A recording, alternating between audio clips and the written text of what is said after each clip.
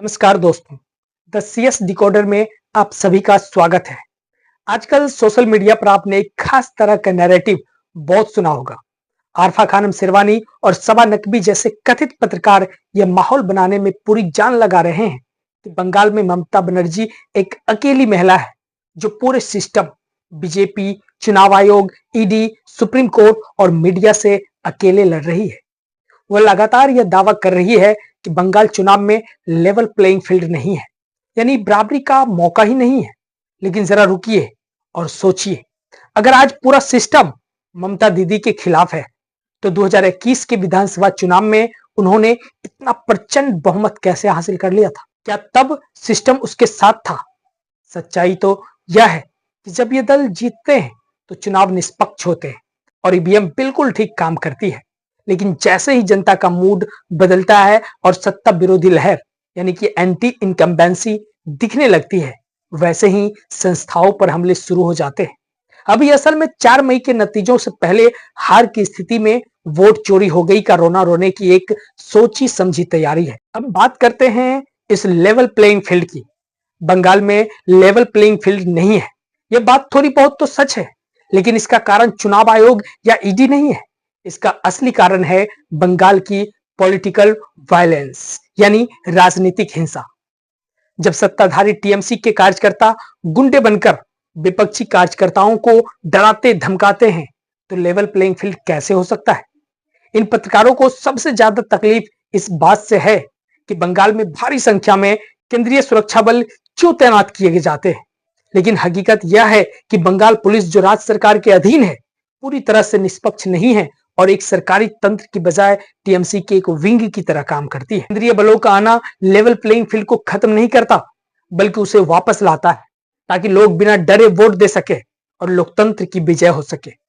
अगर बूथों पर यह बल ना हो तो टीएमसी के गुंडे आम जनता को वोट ही डालने ना दे। इन पत्रकारों की असली दिक्कत यह है कि केंद्रीय बलों की मौजूदगी से इनका छापा मारो और बूथ कैप्चरिंग का मॉडल फेल हो जाता है। वायरल वीडियो में आपने देखा होगा कि किस प्रकार से कमल छाप के निशान पर टेप लगा दिया गया था। इतनी फोर्स के बावजूद टीएमसी के कार्यकर्ता ने इतनी हिमाकत कर दी। सोचिए, अगर इतनी बड़ी फोर्स वहां पे नहीं होती तो फिर इस बार चुनाव में क्या होता?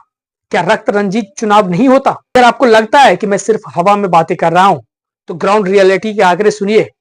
2021 के विधानसभा चुनाव के बाद बंगाल में 300 हिंसक घटनाएं और 58 मौतें दर्ज की गई। कलकत्ता हाईकोर्ट की निगरानी में हुए एनएचआरसी की रिपोर्ट ने साफ कहा है कि राज्य में कानून का शासन नहीं बल्कि शासक का कानून चल रहा है। कितनी बड़ी बात कही कोर्ट ने, शर्मसार कर देने वाली वक्तव्य है किसी भी राज्य सरकार के लिए। 2018 के पंचायत चुनाव में 34% सीटों पर विपक्ष को नामांकन ही नहीं भरने दिया गया और 2023 के पंचायत चुनाव में 50 से ज्यादा लोग मारे गए। हमारी ग्राउंड रिपोर्ट में सामने आया कि सिर्फ बीजेपी को वोट देने के कारण एक व्यक्ति की पत्नी को सरेआम नंगा कर दिया गया और एक आदमी का सिर फोड़ दिया गया। क्या सबा और अल्फा कभी उन हजारों विपक्षी कार्यकर्ताओं के बारे में बोलेंगे जिन्हें सिर्फ अलग राजनीतिक विचारधारा के कारण मार दिया गया या घर छोड़ने पर मजबूर कर दिया गया? जब ईडी और आईटी जैसी एजेंसियां कार्रवाई करती है तो उसे राजनीतिक प्रतिशोध का नाम दे दिया जाता है। लेकिन क्या पार्थ चटर्जी के घर से मिले 50 करोड़ रुपए और किलो भर सोना काल्पनिक था? शिक्षक भर्ती घोटाला, कोयला और राशन घोटाले बंगाल की जनता के हक पर डकैती नहीं। इन पैसों का एक बड़ा हिस्सा इसी चुनावी मशीनरी को चलाने में इस्तेमाल होता है। ममता बनर्जी कोई बेचारी अकेली महिला नहीं है, वो सत्ता में है, उनके पास पूरी राज्य मशीनरी है, हजारों करोड़ का बजट है और एक हिंसक कैडर भी है। उन्होंने एक ऐसा समानांतर सिस्टम बनाया है जब ब्लॉक लेवल के टीएमसी नेता से लेकर पुलिस कमिश्नर तक सब एक ही एजेंडे पर काम करते हैं। संदेश काली की घटना इसका सबसे बड़ा सबूत है, जहां सत्ता के रसूख वाले लोग महिलाओं का शोषण करते हैं और पुलिस हाथ पर हाथ धरे बैठी रही। तो दोस्तों, निष्कर्ष यह है कि जब भ्रष्टाचार के नोटों के पहाड़ निकलते हैं तब लोकतंत्र खतरे में नहीं आता, लेकिन जब जांच होती है तो इनकी चिल्लाहट शुरू हो जाती है। ये पत्रकार असल में लोकतंत्र को बचाने की नहीं बल्कि उस इको सिस्टम को बचाने की लड़ाई लड़ रहे हैं जिसने दशकों से बंगाल को अपनी जागीर समझ रखा है। आप इस बारे में क्या सोचते हैं? क्या बंगाल में वाकई बिना खौफ के निष्पक्ष चुनाव संभव है? अपनी राय मुझे नीचे कमेंट्स में जरूर बताएं। अगर आपको ये वीडियो और हमारी रिसर्च पसंद आई हो तो इसे लाइक और शेयर और चैनल को सब्सक्राइब करना ना भूलें।